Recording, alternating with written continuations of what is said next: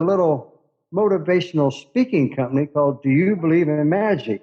And I did a flip chart and took a picture of these two cars, and I went to some insurance companies in different places and did my little motivational speech. So right then, back in 1969, that's when I started understanding. 1970, I started understanding all the possibilities and how having a positive mental attitude and how all this played into life. And so I've just been practicing those principles my entire life, and I don't really notice the fact that I'm a positive person. And I told a friend of mine a couple months ago when I said, this person asked me about being a positive person, and I don't quite understand that. And of course, she went into big detail. Well, you're positive. You do this. You do that. I said, yeah, but I'm not trying to do that. I'm just being me. And she said, well, you just tell that person that you are blessed to be a positive person, period. So I said, but I need to explain it a little more. So that's why I went into detail there. And I also thought it might help any of your listeners if they understand that a 19-year-old, 20-year-old kid can sit there with two brand new cars that came from and didn't have any money to start with at all. Then if I could do it back then, they can do it today. Anyone can do it. So does that kind of answer your question a little bit there? Yeah, it does. I got a couple comments for you, and then I want to get a little deeper with you on it. First of all, later in the show, we're going to bring out some of your connections to the music industry and the successes that you enjoy there and the associations that you have, which is one of the Napoleon Hill principles of association and so forth. But first of all, when you said you believe in magic was what your business card kind of was, John Sebastian and the Loving Spoonfuls. How about that one? Yeah. Do you believe in magic? Yeah. So, it's all right there too. So last week I laid out a couple songs that had a positive message that echoed your sentiments and your reflections of optimism and hope. But John Sebastian song, Do You Believe in Magic, goes right along with that. I hope you licensed him the title so that you could have got royalties forever. That's kind of how it works sometimes. But no, what I wanted to get into is as you were blessed to have your boss want to know why you lied, and he proceeded to come down the hall and give you your first copy of Think and Grow Rich, the masterpiece by Napoleon Hill. That's a turning point in your life. And for me, the same thing. I sent you my story. It was in Journey to Success, Journey to Thinking, my chapter, how Bill the plant man, he recognized something in me, and he gave me a copy of Think and Grow Rich when I was like 1973, I think it was. I was 22 years old, give or take. And at that point, I've been 7 years into the philosophy of success as put up by Napoleon Hill. But so that's my segue to where I want to come back to. There's a lot of people that take your personality and my personality when you are who you are and things happen that you set your mind to, like your grandmother taught you. My mother did the exact same thing. She said, anything that you can put your mind to, you can have. You just got to know what you want. And then we start getting to where, well, there's a lot of people that want to rob a bank, and so they figure out a way to rob a bank, and they pay a terrible consequence once they get caught. So the next part of the puzzle for me is when you identify what it is you want, do it based on good moral values and of good character. In other words, the things that we want need to be good things. And a lot of people in my mind can't tell the difference between good and bad sometimes because they're a little confused for whatever the reason. So what I want to lead you into is this.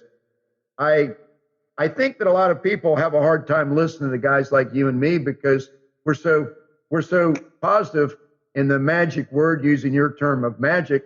It's that we believe, that we don't doubt, that we don't second guess ourselves, that if we put our minds to it and we're willing to work hard. So it's the work ethic. So can you give some steps that the ordinary person that's not believing in themselves yet, that doesn't have that, adversity or necessity is the mother of invention. You had a child at 17 years old. I've got a friend that I went to my 50th high school reunion in 1969, the era that you go back to here with me. And he lived up the street from me. His name was Gary Casey. And he had kids and got married when he was a senior in high school. And he ended up being one of the largest insurance agencies in Suffolk, Virginia, because he needed to buckle down and go to work. He was the hardest working man that I ever met. And I love Gary. We connected at the reunion. So sometimes people that are going through some of the depths of despair because life deals them a heavy blow that they're not expecting, they turn it around and they get into one of the most positive things there is. Now, I'm going to stop talking, but I'm going to let you take a breath for a second as I read this. This is a Napoleon Hill thought for the day of just this morning. And I don't believe it's by chance that different things that I read in my thought for the day happen to apply as much to what the course of my day is going to be. I knew that I was doing this interview with you today. And here's what it is. If life hands you a lemon, don't complain, but instead make lemonade to sell to those who are thirsty from complaining. Wally Amos, the man whom many consider to be the father of the gourmet cookie industry, has turned lemons into lemonade so often in his life that his official portrait he holds a pitcher in one hand and a glass of lemonade in the other. A perennial optimist, Amos refuses to acknowledge that obstacles are anything more than stepping stones to success. In a career that has spanned several decades, he has made it to the pinnacle of success several times, only to lose everything and be forced to start over. But he's never lost faith. Quote, "You have to have the trust and faith to let go and not agonize." End of quote. He says, quote, "Don't waste your time worrying. Worry is not preparation. Analyze the situation and focus on solutions. There is always an answer." End of quote. Randey, you understand this second nature without having to even think about it because that's how you are. What can you do to maybe help people to take that first step toward moving forward when they can't get up like you know how to do? Well, first I want to say something about Wally Amos, okay? You mentioned Wally Amos. Yep. He lives in Honolulu. And I was jogging one day and I was going down the street and I looked over there and I said, that looks like Wally Amos, because I had seen a picture of him because he started another cookie company, Hawaiian cookie company. I think he called it Kahuna Cookies or something like that. It was a chocolate chip cookie again. You know, he sold out to Keebler. And so he was, like I said, living in Hawaii, and we forged a relationship over there. And I met him for lunch a couple of times, and he's just a wonderful person and still got the same positive attitude and drive. And like I said, he's got a brand new cookie company going over there, and he's just he was a real pleasure to even. And I ran into him another time when I was on Christmas Day. I was jogging down there on Waikiki Beach, and he was sitting there with a beautiful young lady, and they were just having a wonderful chat. And I ran past him, and he didn't see me, and I thought, well, I got to go back and say at least Merry Christmas. So I said Merry Christmas, and he said God bless you. And anyway, we had a nice little chat, and it made my whole Christmas seeing Wally. So anyway, back to your question.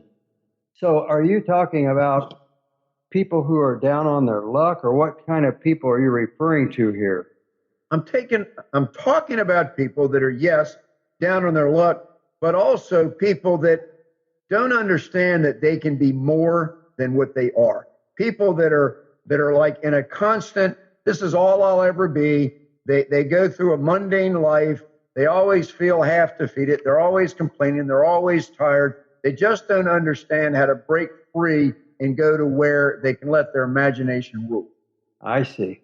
Well, I always revert back to Napoleon Hill's famous line about every adversity carries with it the seed of an equivalent benefit or greater. Sure, you know that line quite well.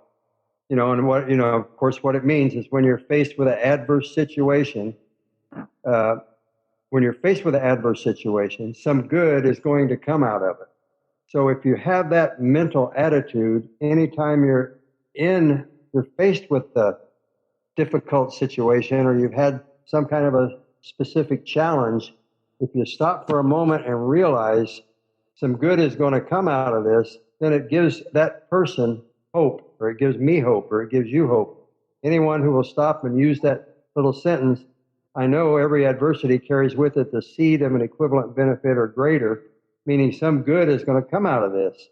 It's it's actually a law of nature. It's like the black and white and the positive and negative, the yin and yang, daytime, nighttime, good and bad. It's a law of nature. It's always there. I found it every time in my life during an adverse situation. I found there was always good come out of it every time. So if a person is struggling, if they realize this struggle is going to bring some good, it gives them hope. And with the hope is a big word, as you know, and it can keep spearheading them along their way to become a better person and keep climbing and trying to do whatever it is they're trying to do. A big part of that, I always feel, is persistence. It's not only realizing that there's hope, but it's being persistent in pursuing whatever your hope is or your dream. You need to be constant, and persistent is such a huge word. I use it so much in my book because it's a big part of life. No matter what you're doing, persistent it's like a river. A river runs through a river can go right through a rock, but it doesn't do it by just sheer force. It does it by persistence. 24 hours a day, 7 days a week, 365 days a year, just being persistent. That water can go right through a rock and carve a hole in it. And so there's a lot to be said for that. And I think some people give up the first sign of any kind of struggle. They just give up. They say, well, I can't do it. But if they realize that little struggle might just be a stumbling block or just something to walk around or climb over and keep on going, it's like the ship that's headed in a certain direction.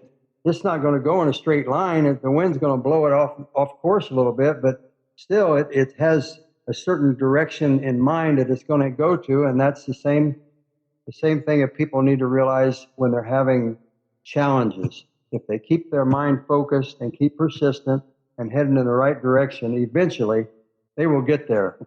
Like the guy said, if we keep going this way, we're going to get there eventually. So does that answer that question a little bit? It starts to open up what I want to talk about, if it's all right. I want to get into something. In a lot of my travels, I come across a lot of people that obviously came from Missouri. They got their arms folded, and no matter what I say, they say, show me. That's all of Missouri. It's the show me state. There's right. A lot of people that are in a survival mentality that they don't trust anybody. They're not going to listen to you. And sometimes it takes a little bit of them getting to know me, and then they finally realize, hey, this guy's not going to hurt me. This guy is someone that has done some things that maybe there's something that I could benefit from if I let him show me something. And so that's kind of what I'm trying to do with you today. I want to say a little more about your background, that you're a humble person, that I want to just say. And I'll act like you're kind of on the side. I'm introducing you again. To my audience right now, and I want to back up a little bit. Randey just told you a minute ago that he met Famous Amos, and he got a friendship with Famous Amos. And that's one of my secrets to success also is that I introduced myself to people like Don Green. I mean, I just cold called him on the phone one day, got a 7-year relationship with him. He introduces me to some wonderful people. He introduced me to Jim Stovall. I have a beautiful friendship with Jim Stovall. He introduced me to you, Randey. But Randey is a networking guy that just ends up having people want to embrace him, which I've been blessed also. And Randey, anybody, now I apologize for the way that I'm going to do this. I want to give a compliment so they know more about who they're listening to. That's all. Anybody that has ever been a executive producer of an album, a record, a CD, and get a Grammy Award gets a lot of respect from a lot of people because that's an extremely high level of achievement. Let me stop you there, okay? I know you've got that in your mind. I just want to clarify. We got nominated for a Grammy. We didn't win, but in my mind, we won. And that's probably where, when I had that conversation, that's probably where you got the fact that we won. Because I said, in my mind, we won just being nominated for it, but we didn't actually get the Grammy. So go ahead. Not only are you humble, you're honest. Yeah, I got to be. Yeah, but so the point is, I'm a 60s product here, and the Moody Blues, on the threshold of a dream, and Nights in White Satin, and all those other incredible songs. Ride My Seesaw, man, I love those songs. But you put together with a few other people. You didn't do it by yourself. That's why you're the producer, executive producer.